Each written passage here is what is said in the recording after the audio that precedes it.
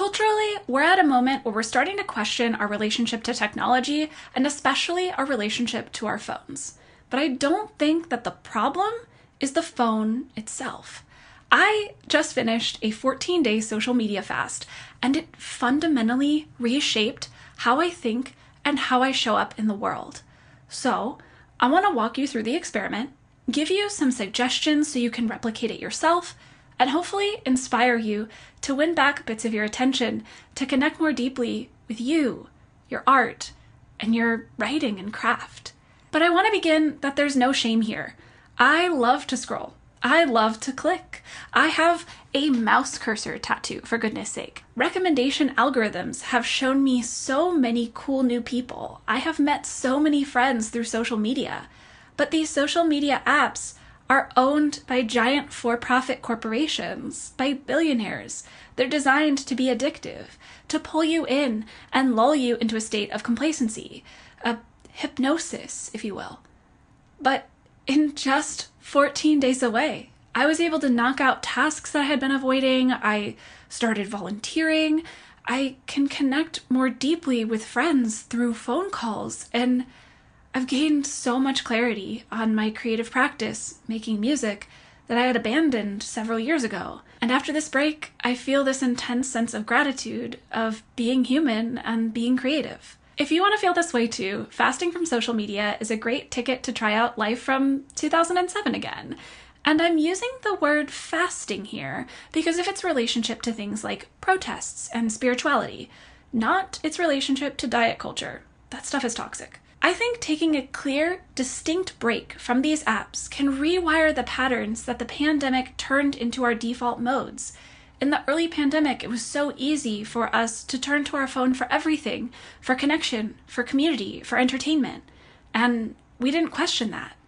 But I want to show you that your phone isn't evil. You don't need to buy a dumb phone or a flip phone. This thing can be a partner rather than a thief. Part 1, remember this is not forever. Now, you don't need to completely quit every app for good and lose all your friends. I think you just need to try a break. A little reset button, and see how you feel on the other side. The best place to start is exploring your screen time if you're on an iPhone, or digital well-being on an Android. The real key to changing our behavior or patterns is to note where and when they might be becoming a problem. So, what does your screen time look like? Do you know without even opening the settings app to look? For me, some weeks I was spending an entire part-time job on TikTok and Substack with time reports reading 2+ hours a day just for social media. That was leading to 15 to 20 hours per week. That, for me, did include time spent making videos, trying to connect with other writers or artists, but I didn't love how much I found myself in a body position that was unconscious and hypnotic. I was constantly falling down the rabbit hole of my phone. There were previous methods I tried to combat this that worked for a while. The first was turning the screen black and white. Great for ignoring notifications and becoming a bad texter, bad for keeping me off the apps. The second thing I did was hiding the offending apps into tinier and tinier, more nested folders, or naming the folder No Scroll. But my brain just learned the pattern and would reach for it anyway. The third thing I tried was turning on screen time for apps, and then constantly asking myself for more time. The fourth thing I tried was using an accessibility tool called Assistive Access, where I could really limit and hone in on the exact apps I wanted to see. I've got an entire video on how to do that if you're curious, and I'll put the link up here. So, what motivated my fast? Well, I was teaching a class over the last 2 months called The Hiker's Way, and as a part of it, the folks going through the lessons with me all had to commit to quitting at least one platform for a week. And as a leader, I had to decide to do something, and I decided to try the nuclear option and quit them all at once for at least 10 days. But my goal was 2 weeks, and I got there. So here are my boundaries. I don't have Instagram anymore, so that was easy. I deleted TikTok, Substack, YouTube Studio, TikTok Studio. Both of those 2 apps just show you stats for your channel, and I think they're really toxic. So if you have been looking for permission to delete them, delete them. The next one That was the hardest, was deleting YouTube from my phone. And I even blocked myself from being able to go to youtube.com on my computer. And that was really hard. But anytime you take a break like this, it's important to stay compassionate to yourself and put some things in their place. So in the places that these apps used to live on my home screen, I put podcasts, GarageBand, Discord, and Wikipedia. Places that allowed me to explore curiosity, connection, and creativity. The things I want my phone to do for me. And I will note that as a small business owner who makes a living teaching, quitting all social media platforms for long or extended periods of time is super seductive, but for me, currently impractical. Signing up for my newsletter is a great way to support me eventually going that route, but I had to keep certain apps. The apps that I typically post on were installed on my iPad. And on Fridays, I would just quickly respond to any questions or comments that I had, and for that, it worked. My iPad is heavy and old and cumbersome. It's got a 12-inch screen that's very unfun to scroll on, and it would allow me to do the thing I've always dreamed of, post and ghost. The biggest and most important part of this is that I couldn't scroll on my phone. I had to see what happened when I unhooked from the unconscious need to tap into others' thoughts when boredom arose. Part 2, set your boundaries. Okay, so you're still here with me, and now you're probably curious, and I bet you don't even need to look at your phone's screen time report to know which app you need a break from. So take a quick moment to just try and make some commitments to yourself. I will quit blank app for blank number of days. I would say a minimum of 3 days, a maximum of a month, but I actually got the most benefit at about day 5. In its place, I will connect with blank. Consider, what do you want from your phone? What made you buy it? How would you like it to support and serve you rather than distract you? Next, who do you want to reach out to? Think of the people that you usually stay in touch with there to stay connected. Plan phone calls, dinner parties, Zoom rooms, day hikes, and craft nights. One of the people I thought I was going to lose touch with is now my pen pal. And getting mail is fun. Next, my goal with doing this is to get back into blank. This could be sketchbooking, knitting, sewing, puzzles, writing a D&D campaign, playing an instrument you used to play in high school, hiking, pouring candles for holiday gifts, etc., etc., etc. You catch my drift. Once you have these written down, I recommend inviting a friend to do this with you, preferably someone you connect with on a regular basis. I was chatting with the folks in the Hiker's Way over on Discord throughout this whole experience, and you can join us in that self-guided pod class anytime. Version 2.0 is out now, and I'll put a link down below. Part 3, track your experience. The first few days are going to be hard. I could feel the pull of my phone constantly. I was bored. I was worried I was missing out somehow. I just needed the novelty of checking in and discovering things. So I met that itch by doing something free. I went to the library, peering through the stacks, and I took out books of travel journals, cookbooks, and I forced myself to just sit down and focus on one thing, flipping through. At day 5, my headspace totally shifted. I could hear myself thinking again, really clearly. I could hear music in my head, and that was really exciting for me as a recovering musician, where I could suddenly hear a melody, hear a song, and then show up in my studio and actually put it into my recording software and make something. The time abundance on the other side of scrolling and checking in with these spaces is wild. So let me walk you through what those 2 weeks were like. The first thing I did was digital declutter. My desktop, my downloads folder, my photos, my videos on my phone, all the things that we should probably go through on a regular basis, but don't. Yeah, I finally went through those things. Then, with my mind completely cleared from constantly digesting the thoughts of others, I started and almost completed a full redesign of my website from top to bottom. I wanted to make a space for people to adventure into my world on the internet, not the world that I tend to that's owned by some rich billionaire landlord. It's really important to remember the people who own these social media apps. Those people don't align with my values. They don't have my best interests at heart, and I want my work to live somewhere else on the internet. My own website. How about that? So I put all of that scrolling energy into a deep investment into my own work and portfolio. I have a link to my website down below, and I'll put a little QR code here for you too if you want to go explore it and you're watching this on a TV. But I want to point you to a couple spots that I'd love for you to explore. My homepage is now a mini blog full of the info on what I'm teaching and what new art I finished. I scanned and uploaded all of my sketchbooks so people can finally look at and savor them slowly away from this place. I also updated my future classes page so you can jump on wait lists for all of the things that I'm currently teaching or hope to teach in the future. I took all of my art out of this white-walled studio space and I drove it into the forest so that it actually looks like it was made for and by a feral forest goblin like myself. White walls for my art just doesn't work when I want you to want to connect with nature when you look at it. Somehow during this time when I wasn't watching short form videos, I completely redesigned The Hiker's Way to make it way easier for people to just do on their own time without needing to drop into live events. As I'm saying this, I'm like, how did I find time for this stuff? I started a new Notion dashboard that's simple, clean, and lovely. And this is gonna sound silly to all of the non-ADHDers out there, but I made much needed doctor's appointments, got an oil change, and organized my closet. And lastly, I've been reading so much more. I finished Finding the Mother Tree by Susan Simard, which was excellent. And I also got almost all the way through Empire of AI by Karen Hao, and that was fascinating. But enough about me. Let's take a look at the things that you've been avoiding.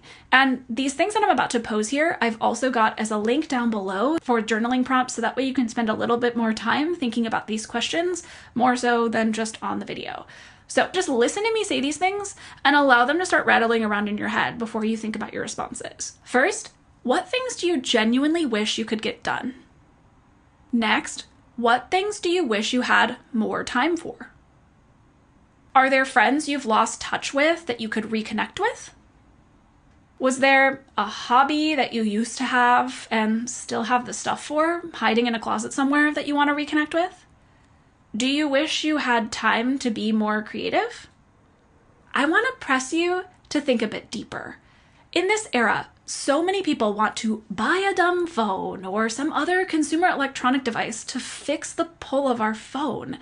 And I want to keep you out of that consumerist mindset. I want to hook you into using the device you already have for good, not evil. First, why did you get the phone in the first place? Was it the camera? If so, you should go to your local trail and take some pictures. Did you get your phone because of the ability to start filming videos and short films you want to make? If so, spend your time during your fast collecting images in a folder for shot types and maybe write an outline of a script. Next, did you get this because you wanted a bigger screen that was going to make it easier for you to text your friends with a bigger keyboard? If so, can you plan a gathering with them, reach out to them, virtual or in person, to be with the people who allow you to be yourself without your guard up? The reason that I often reach for social media is that I want connection. And I want to prove to you that this thing that's already in our pocket can allow us so much connection. So now, go through all the apps on your phone. It's probably been a while since you've done that. And make a list of the ones that help you feel creative or empowered. For me, that's notes and voice memos. And more recently, it's also been GarageBand. Been getting back into that app too. Ever since I started my break, I've been diving into what it means to cultivate a digital garden and put all of my ideas that I collect somewhere that I can use them, somewhere that become ideas for this channel or for essays that I want to write. And this very video started as a voice memo and a bunch of random notes during my social media break that I scrawled into the Notes app.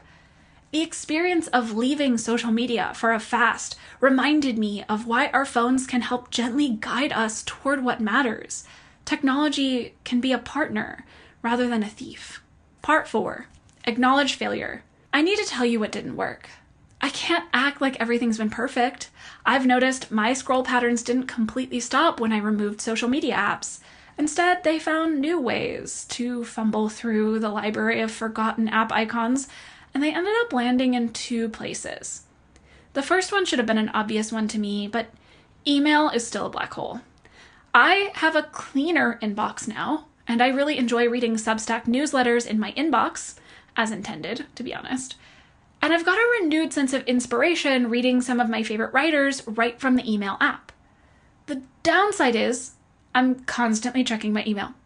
The ingrained habit of constantly checking something runs deep, and my email is where I get news, and it's full of ads for things I've been slowly chipping away at unsubscribing from. This experience with email made me really want an RSS reader, but I got immediately overwhelmed by the sheer number of apps and services out there. So if you use an RSS reader or an app that you love that allows you to kind of aggregate everything without an algorithm, please let me know about it in the comments. I would love to get a feed of my favorite newsletters, YouTube channels, artist blogs, and other places I check in on the internet without having to check a bunch of different websites, all while escaping an algorithmic feed. The other app icon that I totally forgot about but happened to find was Pinterest. Pinterest is a scroll app. It doesn't have a bottom. I let myself scroll on Pinterest during my break, and for a while I felt this sense of I was not off social media truly, but it felt good to be back on Pinterest, especially because now they've added the ability to hide all the AI slop from your feed, so it feels kind of like a hybrid between Tumblr and Instagram from 2014. Honestly, bliss. I have organized my painting and sketchbooking inspiration boards over there again, and I'll throw a link to all of my boards in the description if you want to lurk them and steal some of the pins for your own. If you are planning to take a scroll break, I think that Pinterest is a good replacement app to ease yourself away. It's mostly images, you can hop into settings on a computer and hide autoplaying videos, and it's pretty easy to not get hooked into scrolling indefinitely for hours. It's a win. Plus, if you see an ad that feels really icky, tell Pinterest you hate it. I get no more Temu ads. It's great. Pinterest still does have loads of ads though, so keep your guard up while you scroll, and you might prefer to explore the boards of others, as that's a place that's less likely to have a lot of ads than the feed itself. But to end this video, here are my most vital takeaways. The idea of a scroll fast is one hell of a lot easier than the idea of leaving completely, especially if you've spent many years on an app. If things have been feeling particularly icky for you online, I encourage you to really try to set boundaries that work for you and your life. This is the time to claim little tiny pieces of your attention back, to hold space for your inner garden to emerge, for your inner artist to come back, and to bring your creativity back into alignment with your life. During my scroll fast, my total screen time went from about 5 to 6 hours per day down to an average of 2 hours. And most of that time was spent on Discord and phone calls, connecting with real people. Wow. And now that the scroll fast is done, I actually have a screen time of about 3 hours a day. And I love that I've been able to cut my screen time in half by just bringing a little bit more mindful awareness to how I'm using my phone. I've been connecting so deeply with the creative craft I had lost, writing 4 songs in this past week that I get to share privately with my friends and trusted humans feels like the best possible respite from the scary-ass world we're living in. I've been able to finally pick my guitar up again by going through the Hiker's Way, and I'm actually writing a whole blog about how I'm adapting my new creative habit to my energy levels, and I'll link that down below so that way you can read it. I will say the biggest failure to me in that experience was avoiding my YouTube home screen. Somehow I unconsciously ended up there by typing it into Safari on my iPad one day and scrolled past a couple of videos for a while until I caught myself going, hey, wait, I'm not supposed to be here right now. And I know that most of you here watching this have found this video through that space. So thank you for your time, for your attention. Thank you for choosing to be here with me. I think that what I'm going to do, because I like YouTube and I want to keep showing up here, is that I'm going to follow the advice of one of my Discord pals' suggestions to favorite just the subscriptions feed from now on and to check what's being served to me when I've adequately cared for myself. I would love for you to consider adding me to your subscriptions feed to keep up with my work and my videos by subscribing below. I really hope that you enjoyed this video, and I can't wait to hear all about your plans for your social media fast down in the comments. So until next time, stay creative and find your own ways to persistently bloom. I'll see ya. If you're still here, you might want to check out this video, or tap this button right here in order to subscribe. Thanks for being here.